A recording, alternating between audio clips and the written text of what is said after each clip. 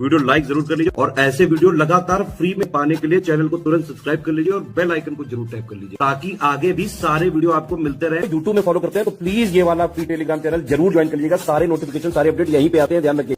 नमस्कार दोस्तों, मैं प्रियंका एग्जाम प्रिपरेशन में एक बार फिर से आप सभी का स्वागत करती हूं।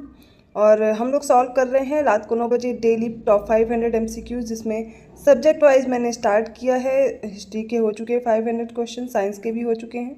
अब हम लोग ज्योग्राफी स्टार्ट कर चुके हैं।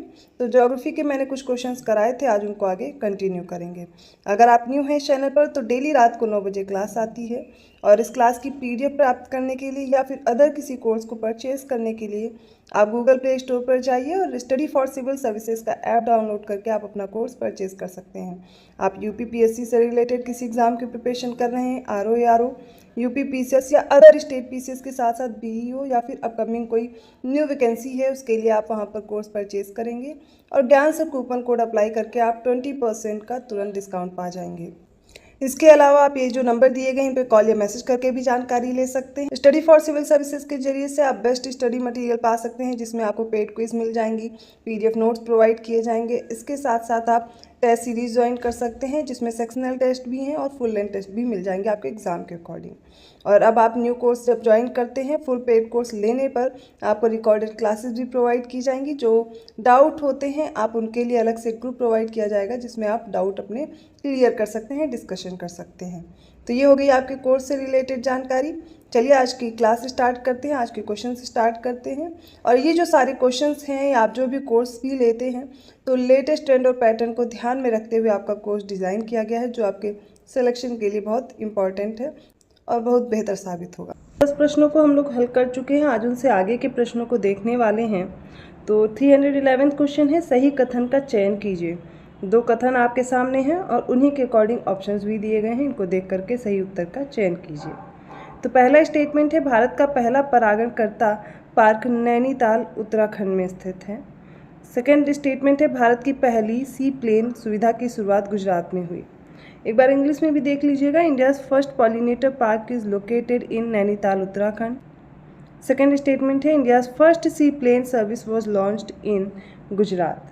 इसका करेक्ट आंसर हो जाएगा ऑप्शन सी। दोनों स्टेटमेंट ही इसमें करेक्ट दिए गए हैं। 312 क्वेश्चन है, नीचे दिए गए जापान के द्वीपों को उत्तर से दक्षिण के अनुक्रम में लगाना है। पिछली क्लास में हमने इसको डिस्कस भी किया था, शायद आपको याद होगा। पहला है होक्काइडो, शिकोकू, होन्शू और क्यूशू में से बताना है। ये ऑप्शंस आपके सामने हैं, तो देख लीजिए इसका राइट आंसर क्या होगा। इसमें सबसे पहले आ जाएगा होक्काइडो, तो फर्स्ट पहले है। इसके बाद आता है होन्शू, थर्ड पे है होन्शू। होन्शू के बाद है शिकोकू सेकंड और लास्ट में आ जाएगा क्यूशू। 1, 3, 2, 4 जिसमें दिया गया ऑप्शन बी करेक्ट है। 313 क्वेश्चन है, निम्नलिखित में से कौन सा एक पत्तन नगर नहीं है, पोर्ट सिटी नहीं है। तो ऑप्शन है विशाखापट्टनम, ऑप्शन बी है बेंगलुरु, ऑप्शन सी है चेन्नई और ऑप्शन डी है कोचीन। इसका राइट आंसर हो जाएगा, इसमें जो बेंगलुरु है ये पोर्ट सिटी नहीं है। इसके अलावा विशाखापट्टनम, चेन्नई, कोचीन ये सारे के सारे पोर्ट सिटी हैं। 314 क्वेश्चन है, मलेशिया में स्थानांतरित कृषि का स्थानीय नाम क्या है। ऑप्शन ए है झूम, ऑप्शन बी है कुमारी, ऑप्शन सी है पोडू, ऑप्शन डी है लद्दाख। देखिए अलग अलग जगह स्थानांतरित कृषि का अलग अलग नाम है, शिफ्टिंग कल्टीवेशन अलग अलग नाम से जानी जाती है। यहाँ पर मलेशिया के बारे में पूछा गया है, तो मलेशिया ये ऑप्शन डी करेक्ट होगा, लद्दाख नाम से मलेशिया में जानी जाती है। झूम बोला जाता है उत्तर पूर्वी भारत में, ठीक है। दूसरा दिया गया है कुमारी, तो कुमारू बोला जाता है भारत में ही केरल का जो पश्चिमी घाट है, ये पहाड़ी क्षेत्र होते हैं, यहाँ पर कुमारी नाम से जानते हैं। पोडू, पोडू भी बोला जाता है आंध्र प्रदेश, भारत में ही बोला जाता है पोडू। तो झूम हो गया नॉर्थ ईस्ट वाले इंडिया में, कुमारी हो गया केरल वाला तट, ठीक है। इसके अलावा पोडू हो गया आंध्र प्रदेश में। वेवर और दहियार भी बोला जाता है बुंदेलखंड वाला क्षेत्र मध्य प्रदेश में। दीपा बोला जाता है स्थानांतरित कृषि का नाम है दीपा, ये बस्तर जिला में है मध्य प्रदेश में। जरा और एरका बोला जाता है जो भी दक्षिण के राज्य हैं। बन्ना बोला जाता है दक्षिण पूर्वी राजस्थान में। पोडू में आपको बता चुकी, कुमारी बता चुकी। ओडिशा में इसको कमन, विंगा और धावी नाम से भी जाना जाता है। इसके अलावा अब आप लोग कमेंट करके बताएंगे कि आपको पता है कि वर्ल्ड में शिफ्टिंग कल्टीवेशन के क्या क्या नाम है और कहाँ कहाँ पर किस नाम से जाने जाते हैं। मैं ऑलरेडी आपको पढ़ा चुकी हूँ, जिसको भी नहीं याद है तो डे वाइज सीरीज़ की जो पहली वाली प्लेलिस्ट है उसको फॉलो कीजिएगा, वहाँ पर आपको ये मिल जाएंगे। तो 315 क्वेश्चन है, भारत के पश्चिमी तटीय मैदान के उत्तरी भाग को किस अन्य नाम से भी जाना जाता है? ऑप्शन ए है कोरोमंडल, ऑप्शन बी है मालाबार, ऑप्शन सी है कोंकण और ऑप्शन डी है इनमें से कोई नहीं। इसका करेक्ट आंसर देख लीजिए, हो जाएगा ऑप्शन सी, कोंकण भी बोला जाता है। भारत का जो पश्चिमी तटीय मैदान है कोंकण नाम से भी जाना जाता है, ऑप्शन सी करेक्ट होगा। तो इसमें इंडियन ज्योग्राफी में जो पहली या दूसरी क्लास थी आई थिंक उसी में मैंने इसको समझाया था, उसको कंप्लीट कर लीजिए। 316 क्वेश्चन, निम्नलिखित में से किस मरुस्थल को चांद की घाटी कहा जाता है, वैली ऑफ द मून कहा जाता है? ऑप्शन ए है कालाहारी मरुस्थल, ऑप्शन बी है गोबी मरुस्थल, ऑप्शन सी है अटकामा मरुस्थल या फिर ऑप्शन डी है मोजावे मरुस्थल। इसका करेक्ट आंसर है ऑप्शन सी, अटकामा मरुस्थल को चांद की घाटी वैली ऑफ मून कहा जाता है। 317 क्वेश्चन है, 317 क्वेश्चन है, निम्नलिखित में से कौन सा एक देश है जो हॉर्न ऑफ अफ्रीका में स्थित है? ऑप्शन ए है Tanzania, option B Ethiopia, option C है मिस्र और ऑप्शन डी है सूडान। इसका करेक्ट आंसर हो जाएगा ऑप्शन बी इथियोपिया। देखिए हॉर्न ऑफ अफ्रीका में इथियोपिया आता है, इसके अलावा इरिट्रिया आता है, जिबूती है और सोमालिया है। ये जहाँ पर पूर्वी क्षेत्र में स्थित है वहाँ एक हॉर्न अर्थात सींग जैसा स्ट्रक्चर बन जाता है, इसलिए इन्हें हॉर्न ऑफ अफ्रीका का नाम दिया गया है। और इनमें कंट्रीज आती हैं इथियोपिया, इरिट्रिया, जिबूती और सोमालिया। अगला प्रश्न है, निम्न नगरों में से कौन सा कर्क रेखा के निकटतम है? ऑप्शन ए है दिल्ली, ऑप्शन बी है कोलकाता, ऑप्शन सी है जोधपुर और ऑप्शन डी है नागपुर। इसका करेक्ट आंसर हो जाएगा ऑप्शन बी, इसमें से कोलकाता सबसे निकट है कर्क रेखा के। 319 क्वेश्चन है, भारत में भ्रंश घाटी में बहने वाली नदी कौन सी है? ऑप्शन ए है महानदी, ऑप्शन बी है नर्मदा, ऑप्शन सी है कावेरी और ऑप्शन डी है सुवर्णरेखा। इसका करेक्ट आंसर है ऑप्शन बी नर्मदा। नर्मदा और तापी दो ऐसी नदियां हैं जो रिफ्ट वैली में फ्लो होती हैं। तो नर्मदा जहां से फ्लो होती है इसके ऊपर है विंध्यन रेंज और इसके नीचे है सतपुड़ा रेंज और इन दोनों के बीच में प्रवाहित होती है नर्मदा रिवर। 320 क्वेश्चन है अर्थात 320वां प्रश्न है, निम्नांकित नदियों में से कौन सी एक उत्तर प्रदेश से नहीं गुजरती है? ऑप्शन ए है गंगा, ऑप्शन बी है यमुना, ऑप्शन सी है रामगंगा और ऑप्शन डी है झेलम। इसका करेक्ट आंसर हो जाएगा ऑप्शन डी झेलम, क्योंकि झेलम तो गंगा नदी का पार्ट ही नहीं है, तो उत्तर प्रदेश से तो फ्लो होने की बात ही खत्म हो जाती है। ये है सिंधु नदी का पार्ट, तो झेलम नहीं होगा। इसके अलावा गंगा, यमुना, रामगंगा ये सारी आपस में जुड़ी हुई हैं और ये उत्तर प्रदेश से प्रवाहित भी होती हैं। 321वां प्रश्न है, इंद्रावती की सहायक नदियाँ कौन कौन सी हैं? ऑप्शन ए है बोर्डिंग, नारंगी, कोटरी, बांदिया, ऑप्शन बी है सबरी, बोरीडिंग, नारंगी, मालेगर, ऑप्शन सी कांगेर, मालेगर, कोटरी, गुदगा या ऑप्शन गुदरा, ऑप्शन डी है इनमें से कोई नहीं। इसका correct answer option A, Indravati की सहायक नदियां हैं बोर्डिंग, नारंगी, कोटरी और बांदिया। 322वां प्रश्न है, भारत की निम्नलिखित नदियों में से कौन पश्चिमी घाट से नहीं निकलती है? ऑप्शन ए है गोदावरी, ऑप्शन बी है ताप्ती, ऑप्शन सी है कावेरी और ऑप्शन डी है कृष्णा। इसका करेक्ट आंसर हो जाएगा ऑप्शन बी। इनमें से जो ताप्ती है वो पश्चिमी घाट से नहीं निकलती क्योंकि ये उल्टा प्रवाहित होती है। बाकी सारी नदियाँ पश्चिमी घाट से निकल करके पूर्वी तट की ओर प्रवाहित होती हैं, लेकिन ताप्ती और जो नर्मदा है ये पश्चिम की तरफ प्रवाहित होने वाली नदियों में से है। तो ताप्ती और नर्मदा ये पश्चिमी घाट से नहीं निकलती हैं। 323 क्वेश्चन है, भारत की निम्नलिखित नदियों में से किसे जैविक मरुस्थल कहते हैं, बायोलॉजिकल डिजर्ट बोलते हैं? ऑप्शन ए है नोयाल को, ऑप्शन बी है दामोदर को, ऑप्शन सी है भादर को या फिर ऑप्शन डी है इनमें से कोई नहीं। तो इसका राइट आंसर हो जाएगा ऑप्शन बी, दामोदर को बोलते हैं जैविक मरुस्थल।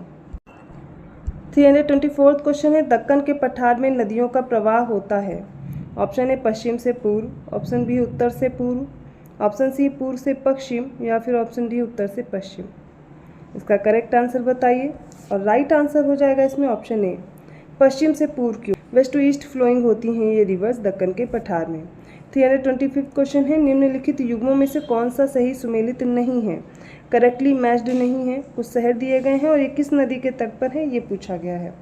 ऑप्शन ए है अयोध्या दिया गया है सरयू नदी के तट पर, ऑप्शन बी है सूरत दिया गया है ताप्ती नदी के तट पर, ऑप्शन सी है बरेली दिया गया है गंगा नदी के तट पर और ऑप्शन डी है कुर्नूल है तुंगभद्रा रिवर के पास। इसका करेक्ट आंसर बताइए। इसका सही उत्तर है ऑप्शन सी बरेली, ये राम गंगा नदी के तट पर है ना कि गंगा। इसके अलावा अयोध्या याद करिए सरयू नदी के तट पर, सूरत है ताप्ती नदी के तट पर और कुरनूल है तुंगभद्रा नदी के तट पर। 326वां प्रश्न है, लेह अवस्थित है। ऑप्शन ए झेलम नदी के दाएं तट पर, ऑप्शन बी है झेलम नदी के बाएं तट पर, ऑप्शन सी है सिंधु नदी के दाएं तट पर या ऑप्शन डी सिंधु नदी के बाएं तट पर। इसका करेक्ट आंसर हो जाएगा ऑप्शन सी, सिंधु नदी के दाएं तट पर स्थित है लेह। 327वां क्वेश्चन है, नासिक का कुंभ किस नदी के किनारे पर आयोजित होता है। Option A Godavari, option B है गंगा, ऑप्शन सी है महानदी और ऑप्शन डी है नर्मदा। इसका सही उत्तर हो जाएगा ऑप्शन ए, नासिक का कुंभ गोदावरी नदी के किनारे पर आयोजित होता है। 328 क्वेश्चन है, वह दर्रा जो सर्वाधिक ऊंचाई में अवस्थित है कौन सा है। ऑप्शन ए है काराकोरम, ऑप्शन बी है रोहतांग, ऑप्शन सी है नाथुला और ऑप्शन डी है खैबर। इसका करेक्ट आंसर है ऑप्शन ए काराकोरम। वह दर्रा है जो सर्वाधिक ऊंचाई पर स्थित है, हाईएस्ट एलिवेशन पर है। 329वां प्रश्न है, फ्रांस और स्पेन के बीच जो सीमा बनाने वाला पर्वत है उसे क्या कहते हैं। ऑप्शन ए है पेनाइन, ऑप्शन बी है आल्प्स, ऑप्शन सी है जूरा और ऑप्शन डी है पिरेनीज। इसका करेक्ट आंसर है ऑप्शन डी, ये जो पिरेनीज पर्वत है ये फ्रांस और स्पेन की सीमा बनाता है। आज के सेट का लास्ट क्वेश्चन है 330वां प्रश्न, निम्नलिखित में से कौन एशिया से संबंधित नहीं है। इसमें ऑप्शन ए है लोकनोर, ऑप्शन बी है अमूर, ऑप्शन सी है नाइजर और ऑप्शन डी है टिग्रिस। इसका राइट आंसर देख लीजिए, हो जाएगा ऑप्शन सी नाइजर। ये एशिया से संबंधित नहीं है जबकि नाइजर रिवर अफ्रीका में फ्लो होती है। तो ये आज के सेट के कुछ इंपॉर्टेंट क्वेश्चंस आप लोगों ने देखे मेरे साथ। आई होप आपको समझ में आए होंगे। अगर आपको किसी भी क्वेश्चन में डाउट लग रहा है आप मुझे कमेंट करके पूछ सकते हैं। इसके अलावा आपका कोई सुझाव है इन वीडियोस को लेकर के या फिर इन क्लासेस को लेकर के, जो भी दोपहर वाली आती है और रात को 9 बजे वाली, वो आप कमेंट करके बता सकते हैं। आपको कैसी लग रही है क्लासेस ज़रूर कमेंट करके बताइए। इसके अलावा मैं बार बार कह रही हूँ, अब आप अपनी प्रिपरेशन बेहतर ढंग से स्टार्ट कर दें, क्योंकि आपको जो मौका दोबारा मिला है ये आरओ एग्ज़ाम वाले बच्चों के लिए और जो यूपी पीसीएस वाले दे रहे हैं उनके लिए भी, क्योंकि एग्ज़ाम पोस्टपोन हुआ। तो आप जो आरओ को लेकर के परेशान थे तो उसके लिए भी टाइम मिला और यूपी पीसीएस के लिए भी। तो कम समय में आप बेहतर ढंग से प्रिपरेशन करने की कोशिश कीजिए, क्योंकि जो समय था वो निकलता जा रहा है। और अगर अभी भी आप डेट को लेकर के कंफ्यूज हैं तो फिर डेट को अगर आप सोचते रहेंगे तो कभी प्रिपरेशन ढंग से कर ही नहीं पाएंगे। तो अपनी ढंग से तैयारी करने के लिए आप कोशिश कीजिए कि आप डेट को भूल जाइए। आप ये मान के चलिए 2 से 3 महीने के अंदर आपको सब कुछ प्रिपेयर कर लेना है, चाहे वो आरओ का एग्ज़ाम हो या फिर यूपी पीसीएस का देना है। वैसे ही स्ट्रेटजी अपनी बना लीजिए और प्रिपरेशन स्टार्ट कर दीजिए। पिछली जो क्लासेस हैं उनको आप रिवाइज करने की कोशिश कीजिए। अगर कोई कोर्स ज्वाइन करना है, आपको लगता है आपके प्रिपरेशन के लिए आपको कोर्स की ज़रूरत है, तो आप पेड कोर्स ज्वाइन कीजिए स्टडी फॉर सिविल सर्विसेज का, जो आपके सिलेक्शन के लिए बेहतर मटेरियल प्रोवाइड करेगा। गूगल प्ले स्टोर पर जाइए, ऐप डाउनलोड कीजिए और ज्ञान सर कूपन कोड अप्लाई करके तुरंत 20% का डिस्काउंट भी आपको मिल जाएगा। इसके अलावा स्टडी फॉर सिविल सर्विसेज के फ्री इनिशिएटिव्स भी आपको मिलते रहते हैं, उनके जरिए भी प्रिपरेशन करते रहिए। तो क्लासेस तो आपको अवेलेबल कराई गई हैं, आप जैसे भी प्रिपरेशन करना चाहें ऐप पर जाइए, बाकी सारी इन्फॉर्मेशन वहाँ पर आपको मिलती रहेगी। वीडियो अच्छा लगा तो प्लीज़ लाइक कीजिए, चैनल को सब्सक्राइब कीजिए और लोगों को शेयर करते रहिए। ऐसे ही और क्वेश्चंस के साथ मैं मिलती हूँ अगली क्लास में। तब तक के लिए धन्यवाद।